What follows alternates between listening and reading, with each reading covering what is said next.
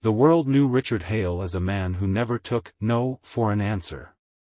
He was the kind of CEO who could turn a bankrupt company into a billion-dollar empire with nothing but determination and relentless discipline.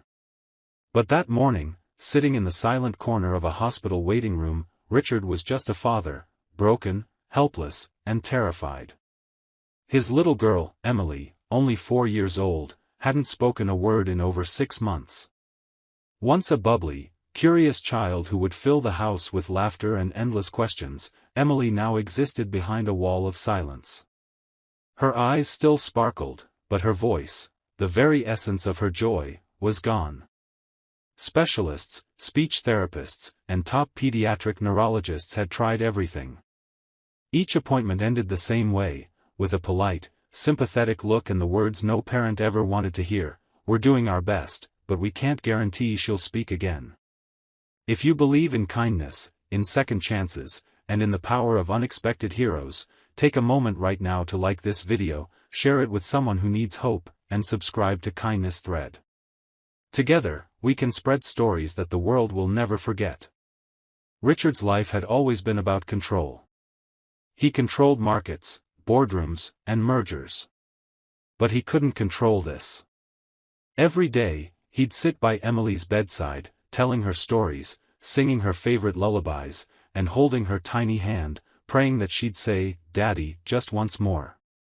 He had flown in experts from across the globe: Germany, Japan, Switzerland.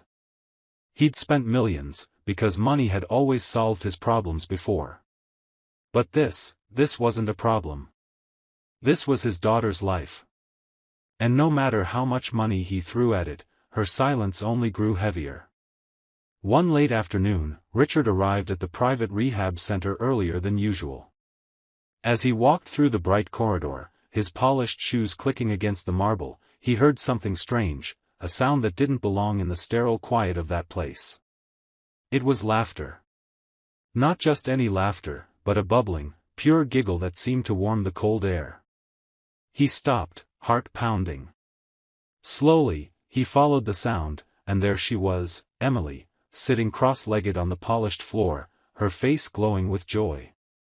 In front of her was a man in worn jeans, a gray t-shirt, and black work gloves. His hands were dirty, a tool belt hung from his waist, and his hair was slightly messy.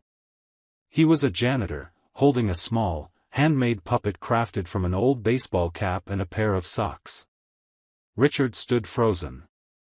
He hadn't heard his daughter laugh in months, yet here she was, giggling at the silly puppet's high-pitched voice. The janitor would make the puppet trip, pretending it bumped into Emily's knees, then fall dramatically to the ground, making Emily laugh even harder. Richard's throat tightened, his mind struggling to process what he was seeing. Emily wasn't just laughing, she was mouthing words, faint and shy, but there.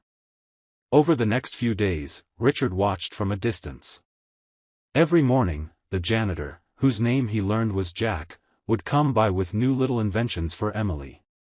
Sometimes it was a toy made from paper cups, other times a silly song. Jack never used complicated therapy techniques, never carried any medical equipment, just patience, kindness, and an uncanny ability to make Emily feel safe. And day by day, Richard saw the impossible happen, Emily's lips forming more words, her voice gaining confidence, her giggles filling the hallway again. Curiosity turned into disbelief. Richard finally approached Jack, desperate to understand. Jack simply shrugged, saying, "Kids don't always need fixing. Sometimes they just need someone who's not trying so hard to make them better. Someone who just plays." Richard felt an ache deep in his chest.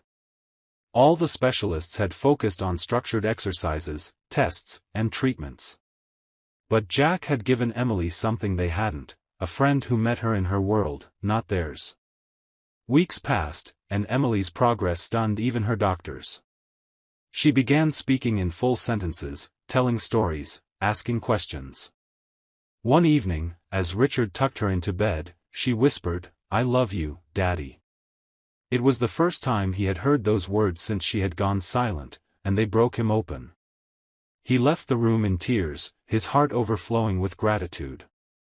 The next day, he sought out Jack, determined to reward him. Standing in the dimly lit maintenance room, Richard told him, "If you teach her to speak again, I'll give you everything." But Jack just smiled and shook his head. "I already have everything. I see her smile every day." In that moment, Richard realized that the value of kindness couldn't be measured in money. He had spent fortunes trying to restore his daughter's voice, but it was compassion, simple, unassuming compassion, that had succeeded. Jack didn't see Emily as a case to solve. He saw her as a little girl who needed to be reminded that the world was still a place worth speaking to. By the time Emily returned home, she was chattering endlessly about her new best friend. Richard invited Jack to visit often, and soon, their lives intertwined beyond anything Richard had imagined. Jack became a cherished part of their family, a living reminder that miracles sometimes come wearing worn-out gloves and carrying a mop, not a briefcase.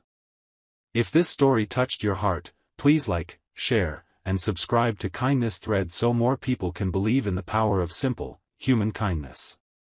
And before this video ends, I have one special request: comment below with one moment in your life when someone's unexpected kindness changed everything for you.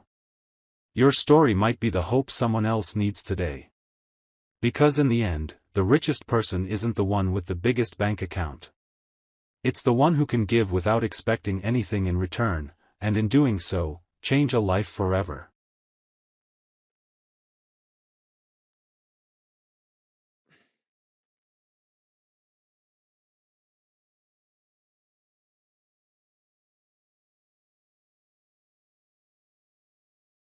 Estamos.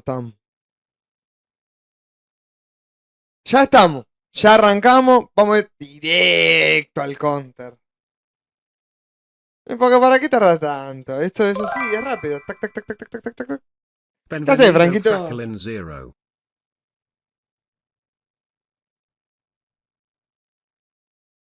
Hoy ando bien. Ando contento más allá de las cosas personales. Lamentablemente, hoy tenemos que, acompañar a un amigo mío. Sufrió una pérdida hacia la abuela.